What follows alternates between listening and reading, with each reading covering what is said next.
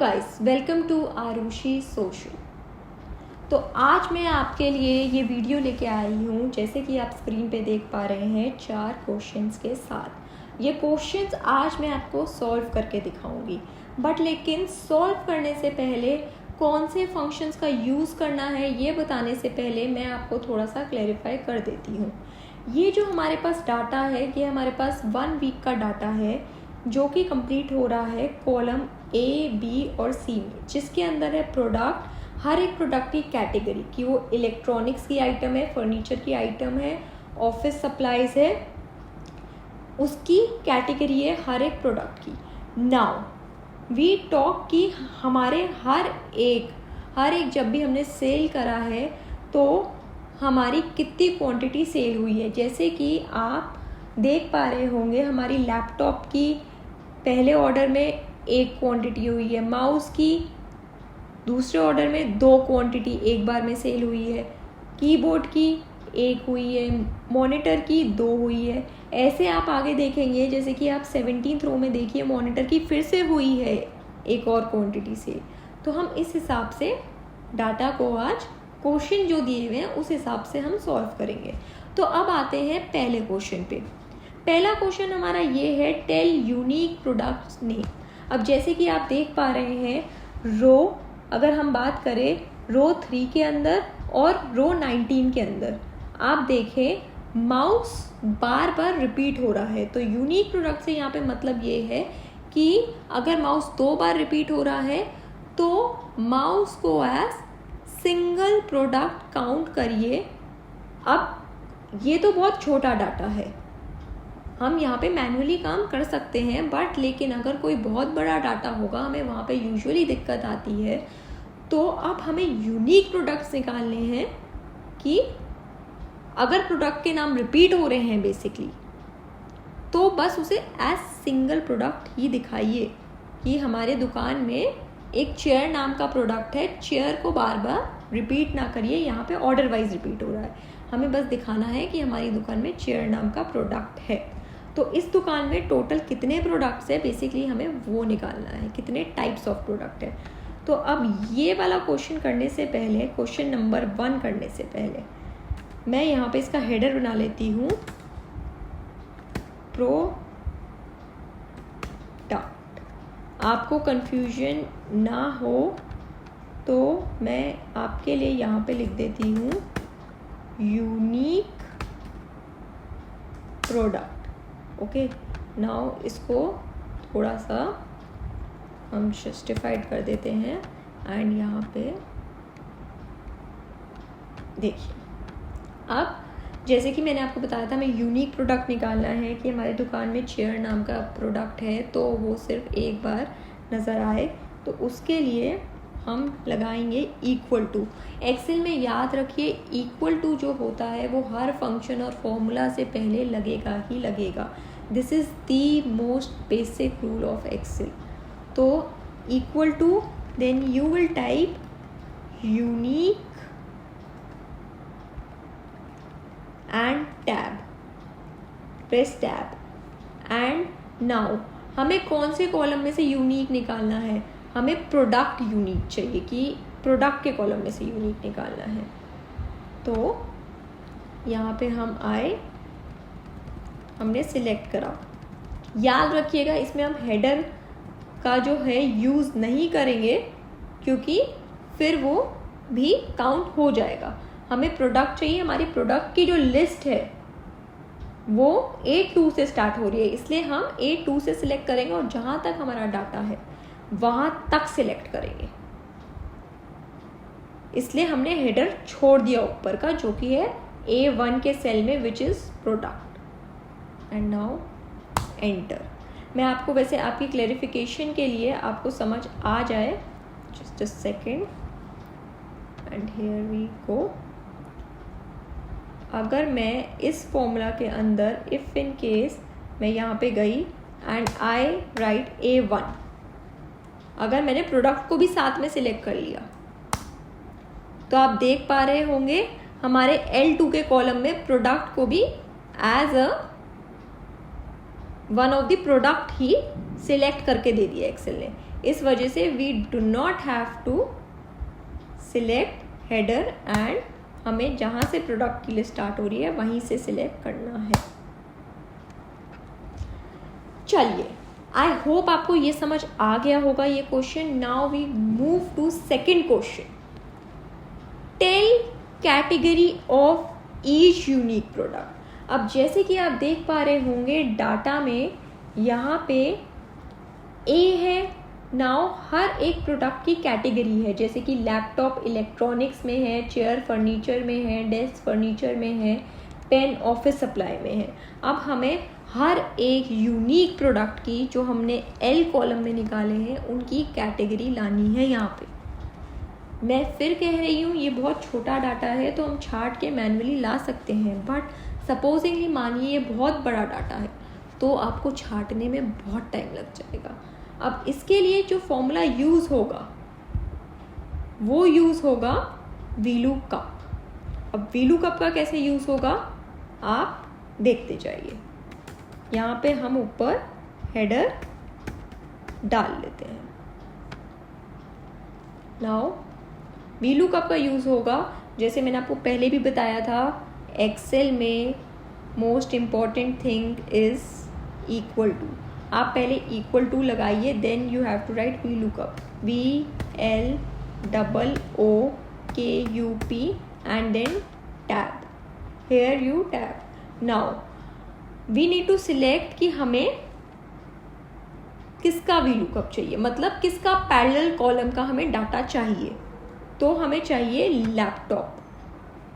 हमें लैपटॉप के पैरेलल में जो भी लिखा है हमें वो चाहिए। तो देन कॉमा। नाउ हमें टेबल, जिस टेबल में से चाहिए हम वो पूरा टेबल सिलेक्ट कर लेंगे फ्रॉम डाटा। हमने वो टेबल सिलेक्ट कर लिया। नाउ हमें लैपटॉप जो है, हमें लैपटॉप पे VLOOKUP लगाना है, तो हमें उसके बाद ये बताना है कि जिस कॉलम में से डाटा हमें उठाना है, जैसे हमें कैटेगरी में से डाटा उठाना है। So then after that if you see that वो अगला ही कॉलम है प्रोडक्ट का, तो यहाँ पे हम लिखेंगे 2। अगर हमें सी कॉलम का उठाना वाले होता तो हम लिखते 3, बट जैसे कि हमें कैटेगरी बतानी है और कैटेगरी जो है वो प्रोडक्ट का अगला ही कॉलम है, तो हम 2 लिखेंगे। नाउ कॉमा, और हमें नाउ एग्जैक्ट मैच चाहिए तो यहाँ पे हम लिखेंगे false. Here we wrote false and enter. अब जैसे कि आप देख पा रहे हैं यहाँ पे लैपटॉप की कैटेगरी आ चुकी है। नाउ हम ये सिलेक्ट करके अब देखिए यहाँ पे आप देख रहे हैं हर एक यूनिक प्रोडक्ट की कैटेगरी आ चुकी है एम कॉलम के अंदर। अब हम इसे जस्टिफाई कर देते हैं। अभी मैं अगली वीडियो बनाऊंगी, वो बनाऊंगी मैं शॉर्टकट्स के ऊपर बनाऊंगी, एंड जिसको एक्सेल में थोड़े शॉर्टकट्स सीखने हो वो उस वीडियो को ज़रूर देखें। नाउ हमने ये तो निकाल ली कैटेगरी।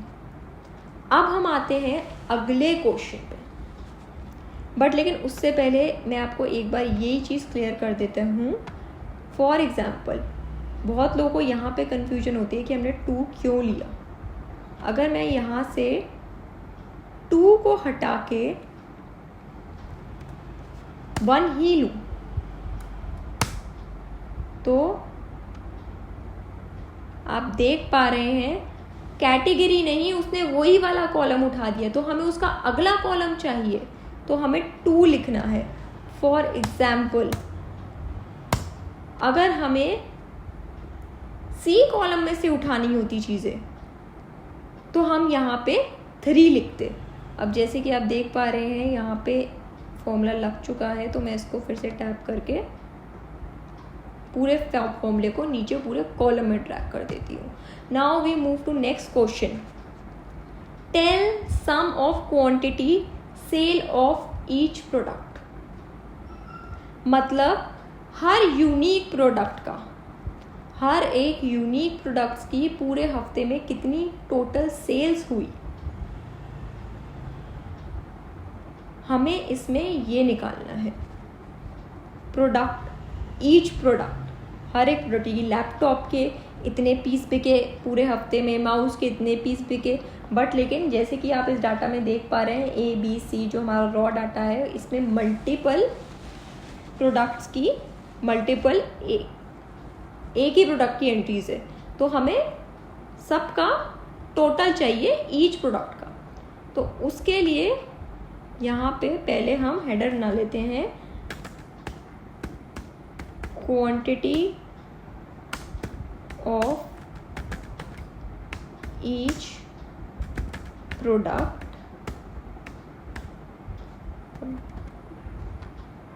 नाउ।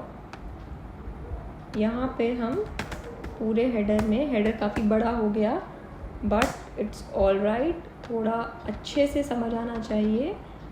सो नाउ हम इस वाले को भी जस्टिफाई कर देते हैं। नाउ इसमें हम फॉर्मूला लगाएंगे सम इफ फॉर्मूला। अब सम इफ फॉर्मूला को लगाने के लिए जैसे कि हम सबसे पहले हमेशा कहती हूँ मैं, इक्वल टू सम लिखा, then if, IF and tab. Now हमें रेंज चाहिए, तो हमें हर एक प्रोडक्ट की टोटल कॉस्ट चाहिए। तो now we go to laptop range. So we selected the range. Now comma, now laptop, हमें किस क्राइटेरिया का सम चाहिए कि जहाँ जहाँ लैपटॉप हो वहाँ से हमें सम निकाल के दो। नाउ सम रेंज, हमें कौन से किसके सम करने, हमें क्वांटिटी के सम करने। तो वी गो हियर एंड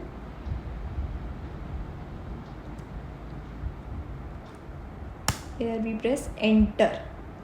अब हम देख पा रहे हैं जैसे कि फॉर्मूला लगाने के बाद कि हमारे पूरे हफ्ते में लैपटॉप की सिर्फ एक ही यूनिट सेल हुई है। नाउ हमने ये करा। अब मैं आपको एक बहुत ही डिफरेंट चीज़ बताने जा रही हूँ। देखिए यहाँ पे हम एक चीज़ जिसके बारे में सीखेंगे उसे कहते हैं फ्रीज दी कॉलम।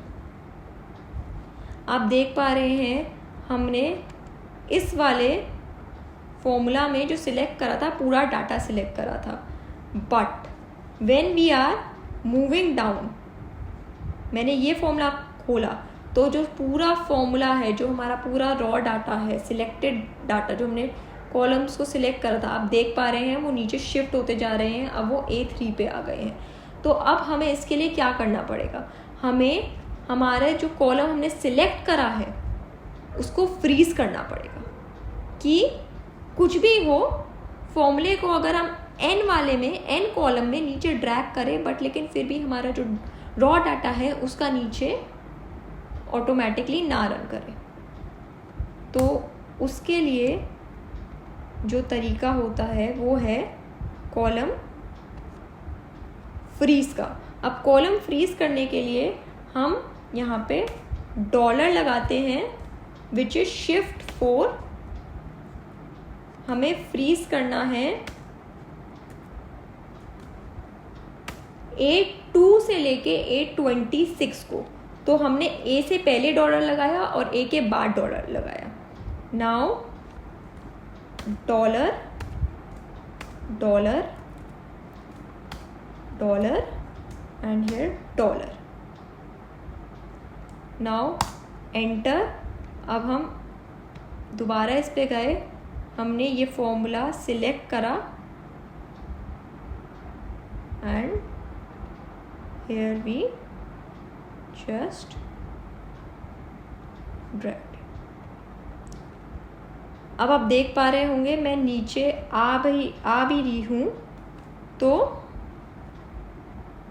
हमारा जो पूरा फॉर्मूला है, हमारा जो पूरा सिलेक्टेड एरिया है वो नीचे ड्रैग नहीं हो रहा जैसे पहले हो रहा था। नाउ यहाँ पे हम आते हैं,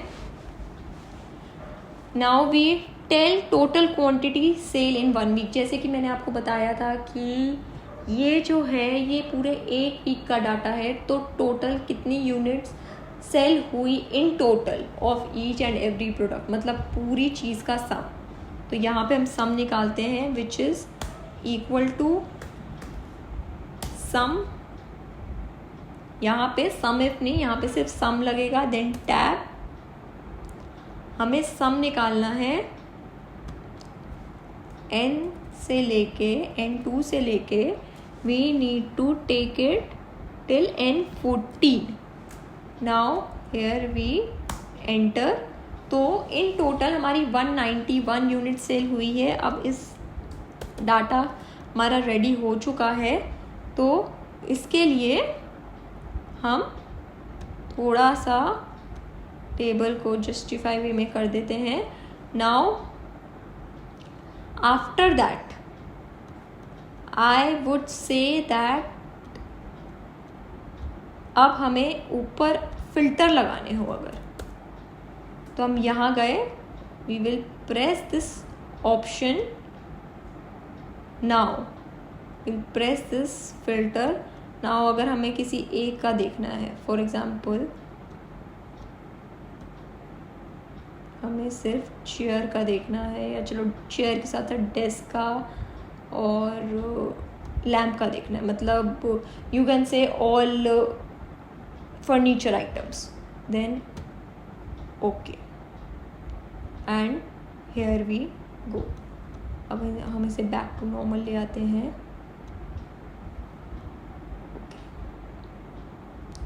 सो गाइस ये पूरा हो चुका है। अगर आपको समझ आया हो या कोई भी अगर डाउट रह गया हो तो आप नीचे कमेंट सेक्शन में पूछ सकते हो। मैं इस डाटा की जो फाइल है वो आपको नीचे डिस्क्रिप्शन में दे दूँगी ताकि आप लोग प्रैक्टिस कर पाए। और आई नो शायद आपको थोड़ी सी अभी समझने में दिक्कत आई होगी, आई विल इम्प्रूव। बाकी चैनल को सब्सक्राइब करिए, वीडियो को लाइक कीजिए और वीडियो को शेयर कीजिए। I hope it helped you at some extent. Thank you so much.